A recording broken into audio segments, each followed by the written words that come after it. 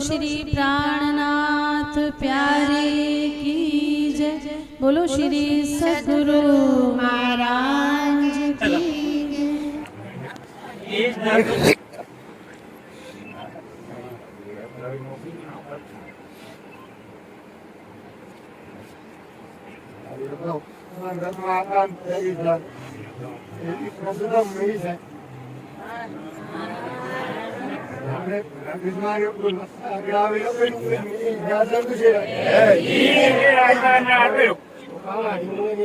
बाबू बाबू police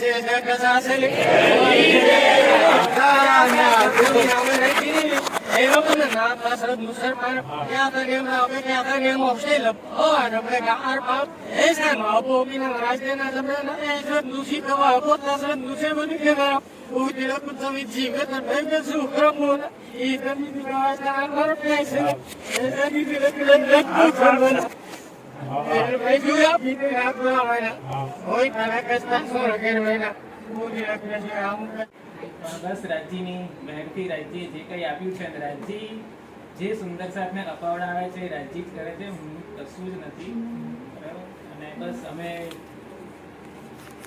રાજ્યની મહેરથી દર રવિવારે બધા સુંદર સાથ અહીંયા ભેગા થઈએ છીએ અને રાજ્યની વાતો બધા ભેગા થઈને કરીએ છીએ રાજ્ય વાણીની અંદર જે વાત કરી છે હમણાં જ દીપકભાઈજીએ વાત કરી બરાબર ઘણી બધી વાતો કરી આપણને એમાં સુંદર સાથે કોલ ફેલ અને હાલ એની ઉપર જ ચાલવાનું છે અને એની ઉપર જે અત્યારે જે 61 દિવસ સુધી જે દીપક સાહેબની જે ચર્ચા થઈ પૂજ્ય જયેશભાઈજીના મુખારબિંદથી બધાએ સાંભળી બરાબર તો એ હમણાં જ વાત કરી કે રહેણી છે कहनी सुननी गई रात में अब आया रहनी का दिन तो बस હવે પરમધામની રાહ સુંદર સાથે પકડી અને બસ એ રહેણીની અંદર લાલદાસજીએ અને બાકીના જે મમ્મીનોએ આપણને કરી બતાવ્યું એ આપણે એને પોતાના જીવનમાં ઉતારવાનું છે અને એમાં સૌથી પહેલા મારે ઉતારવાનું છે અને જ્યારે હું ઉતારીશ ત્યારે ચોક્કસ એ રાજ્યના ચરણોમાં સાક્ષાત દામગણી ઘુમટજીની અંદર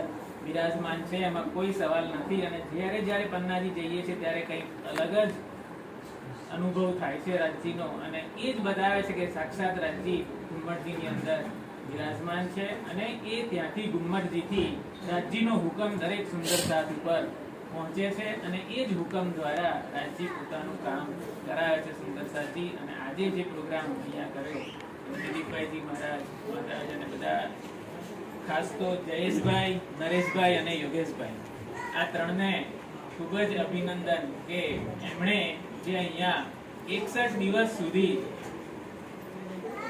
દીપક સાહેબનું રસપાન કરાયું અને એ બદલ હું એમનો પણ આભારી છું અને સૌ સુંદર સાહેબને મારા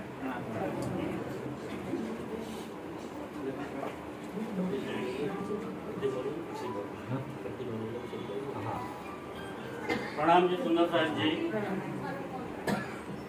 सुर कई संसार में बहुत तरवारों टुक टुक पर इनकी तोल न आवही जो हक वास्ते हुए भूक भूक पन्नाથી પધારેલ મહારાજશ્રીઓ કે જે રાજ્યે છત્રસાલને કામ સોંપ્યું અને પછી હવે એ જ રાહ પર ચાલી રહ્યા છે અને એ કામ કરી રહ્યા છે તો એમની તોલે તો કોઈ આવી શકે એમ નથી આપણે તો શું એમની ચરણ જ પણ નથી પણ રાજ્ય જે આપ્યું જે સૌ આગળ કીધું છે સુંદર સાથજી હવે સુંદર સાથના 2-5 મિનિટ પ્રતિભાવ લઈ લઈશું સૌથી પહેલા શ્રી કિશોરદાસ પેટલાથી સુંદર સાથ છે એ ઘણી વખત ત્યાંથી છે કે રાત્રે પેટલાથી અહીં આવે ચર્ચા સાંભળવા એટલે રાત્રે 12 વાગે અહીંથી પાછા જાય એટલી એમની ઈમાન છે બોલો શ્રી પ્રાણનાથ જય અને 2 મિનિટ આપણે એમના પ્રતિભાવ જણાવજો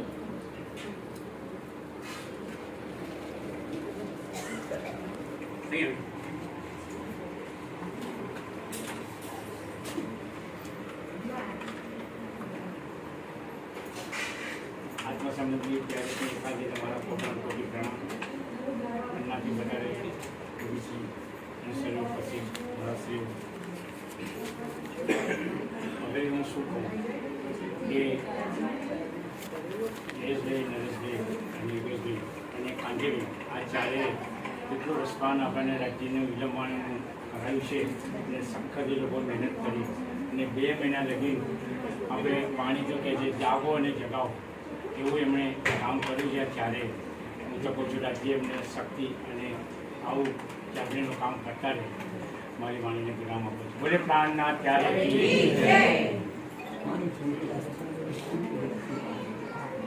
ધન્યવાદ કિશોરભાઈ. હવે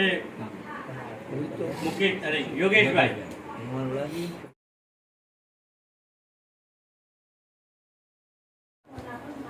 પ્રણામ સુંદર સાથ. પન્નાથી પધારેલ દીપક રાજજી મહારાજ, દિલીપજી મહારાજ અને ભાઈ દિનેશભાઈ મહારાજ, ત્રણેય દ છે એટલે દેવાવાળા છે અને અમે લેવાવાળા છે. તમારી ચરણ રજ પડી એથી અમે તો ધન્ય થઈ ગયા.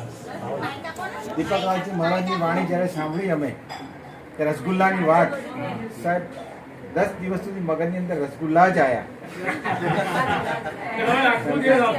જે અમે ભૂલી ગયેલા એ વસ્તુ અમને યાદ આવી. એમને આજે મને બહુ સરસ ત્યારે પણ વાત કરીને આજે બી કરી કે તમે કોઈનું માનશો નહીં, તમે જાતે અનુભવ કરો. દિલીપ મહારાજે કહ્યું, જયેશભાઈએ કહ્યું કે દિલીપભાઈએ કહ્યું, એ માનવાની જરૂર નથી. વાણી કે એ માનો. અમારા જયેશભાઈ સાહેબ કાયમ આ જ વસ્તુ અમને કહે છે કે વાણીને વારંવાર વાંચો, વારંવાર વાંચો તો એનામાંથી જ તમને રસ્તો મળશે. ઘણા પ્રશ્નો મારા હતા. હું તો પહેલી વાર દીપકને સમજું છું, સાંભળું છું અને 61 દિવસ સુધી આવ્યો છું. આ રાજજી મહારાજને એ જ વિનંતી કરું કે અમને સદબુદ્ધિ આલે અને બધાને આલે કે આપણે આ ધર્મ તરફ વળીએ. ધર્મનો પ્રચાર અને પ્રસાર કરવાની જવાબદારી એ તો આપણી છે. સંપ્રદાય ધર્મની ઘણી બધી ઊંડી વાતો જયેશભાઈ કરી જે હું જાણતો નહોતો પણ જાણી. છતાંય ધર્મ પાછો પડવાનું કે એને ના જાગૃત થવાનું મેઇન કારણ કદાચ મહારાજજીએ એમ કહ્યું કે એનામાં અંકુર નથી. એ કદાચ અંકુરનો અભાવ, પણ અંકુર ફૂટાડવા માટે પણ જમીન તો પર્યાપ્ત આપણે કરવી પડશે.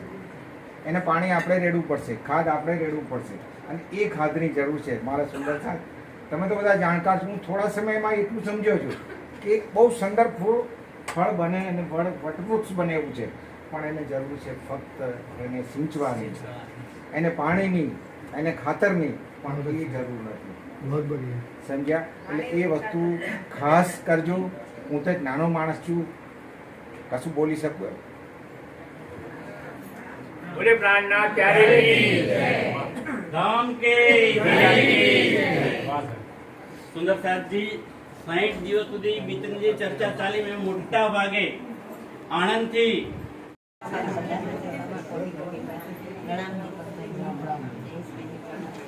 હું અહીંયા પહેલી વાર જ આ વિતક સાંભળવા આવી. વિતક મેં સાંભળી છે પણ ફોનમાં સાંભળી અને ક્યારેક મંદિરમાં જાઉં, પણ મેં આટલું સરસથી એમ કે આટલી સરળ ભાષામાં આટલું સરસથી બધું મેં સાંભળ્યું નહોતું. પહેલી વાર જ સાંભળ્યું છે.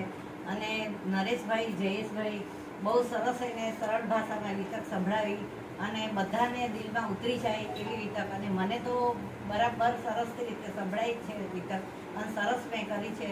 અને યોગેશભાઈએ પણ સરસથી પ્રચાર કર્યો છે. અને નરેશભાઈ અને કાંતિભાઈનો હું આભાર માનું છું. કાંતિભાઈ અને નરેશભાઈ રોજ મને મૂકવા આવે. રોજ જ્યારે પૂરું થાય ત્યારે મને ઘેર મૂકવા આવતા. મને કોઈ ઘેરથી લેવા નહોતું આવતું. હું અહીંયા ઘરેથી આવતી હતી એકલી ને પછી મને મૂકી જતા હતા ઘેર. અને જયેશભાઈનો, કાંતિભાઈનો, નરેશભાઈનો અને યોગેશભાઈનો હું બધાનો ખૂબ ખૂબ આભાર માનું છું. પન્નાથી આવેલા સદગુરુ મહારાજો, હું બધાના ચરણોમાં કોટી કોટી પ્રણામ કરું છું. બસ મહારાજ શ્રી દીપકભાઈ તેમજ દિલીપદાસજી તથા દિનેશભાઈ અને યોગેશભાઈનો ય લાગ્યો એટલે યજ્ઞ થયો.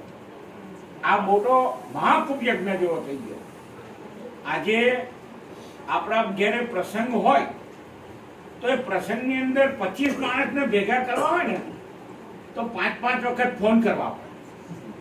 અને 5-5 વખત ફોન કરીને તો કે હમણાં આવું છું, સમય નથી, મારે આ છે તે છે, આવું થાય. પણ અહીંયા તો વગર ફોને અને વગર આજ્ઞાએ એક જ વખત ખાલી કાનમાં સુરતા આપી દીધી કે ભાઈ વિતકની વાણી ચાલે છે. અને વિતકની વાણી સાંભળવા માટે આવો.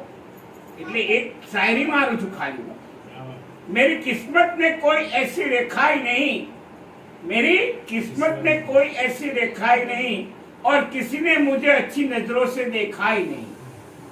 जमाना हाल पर अगर हंसता तो हंसने दे, जमाना हाल पर अगर हंसता तो हंसने दे, हमें वितक से लो लगाई है लगाने दे. और उनके साथ नरेश भाई, जयेश भाई, कांति भाई और योगेश भाई के साथ हमको आनंद ही आनंद कराने दे. મને તો ચોપાઈનો ચ ખબર નથી, ખાલી હું એટલું જાણું કે પ્રાણનાથજી છે, રાજસામાજી છે, દેવચંદ્રજીને જાણીએ છીએ, ભદ્રાવતીને જાણીએ છીએ, પન્નાજીને જાણીએ છીએ, જામનગરને જાણીએ, નવતનપુરીને જાણીએ, એટલું જાણીએ. હજુ હું મારી જિંદગીમાં પન્નાજી ગયો નથી, પણ હવે એવું લાગે છે કે મને પન્નાજી બોલાવે. અને આ વિતક મેં સાંભળ્યું દીપકભાઈ મહારાજશ્રીએ જે સુંદર વાણીની અંદર આપણને બધાને સમજાયું અને જે કંઈ કીધું છે આપણા મનની અંદર અને મગજની અંદર ઉતારવા જેવું છે. અને હું આવવા માટે પ્રયત્ન કરું પણ મારા બ્રેક વાગી જાય, આવું બ્રેક વાગી જાય. હવે એવું થયા કરે. પણ પરમ દિવસે અમારા કાંતિભાઈને તો અમે હું ચાઇલ્ડ્સ હોસ્પિટલમાં દાખલ થયો, ત્યાં કાંતિભાઈને અમારી મુલાકાત થઈ અને કાંતિભાઈ મને વાત કરીને મેં કીધું તમે પ્રણામી છો? પણ કે હા કે સારું કે કશો. ત્યાંથી અમારી શરૂઆત થઈ અને કાંતિભાઈ પ્રત્યે અમારો પ્રેમ એટલો પ્રસર્યો કે છેક મને કદાચ એટલા જ કહેવા માટે પણ આવ્યા. મેં કીધું 100% કાલે સાંજે મારે તો આવવું હતું, કારણ કે ગુરુજીની વાણી સાંભળી હતી. પણ કાલ સાંજે મારે શું થયું કે ત્યાં આગળ રોડ બને છે એટલે મારે વાહન નીકળે એવું નથી, તો અત્યારમાં વાહન કાઢીને ધીમે રહીને પાછો આવ્યો. હવે અહીંથી પાછું મારે કેટલા જ જવાનું છે. અને આ જે આજના દિવસે યોગ્ય અને સરળ એટલું સુંદર કામકાજ આ કાંતિભાઈ, યોગેશભાઈ, જયેશભાઈ અને નરેશભાઈએ કર્યું છે, એમાં મારાથી તો કશું કહી શકાય એવું જ નથી. અને આવીને આવી પ્રગતિ થતી રહે અને આ ધર્મનો પ્રચારક રહેતો રહે એવી શુભેચ્છા સાથે હું મારું પૂરું કરું છું અને પ્રાણનાથજીને પ્રણામ કરું છું, સુંદર સાથને પ્રણામ કરું છું, આપણા પધરેલા ગુરુજોને તો નતમસ્તક લાખ પ્રણામ કરું છું કે તમે જે કંઈ અમને જ્ઞાન પીરસ્યું છે અને જે વાણી તમે કીધી છે તારતમની, એ અમે ઉતારીએ અને વિચારીએ એવું વિચારીએ. બોલો શ્રી પ્રાણનાથ.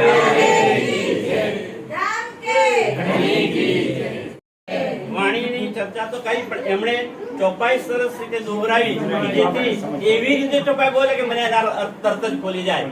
તો એ નરેશભાઈને હું કરીને આભાર વ્યક્ત કરશે. પ્રણામ સુંદર સાથી. જયેશભાઈ જે કીધું છે એ તો એક એમની મહાનતા છે.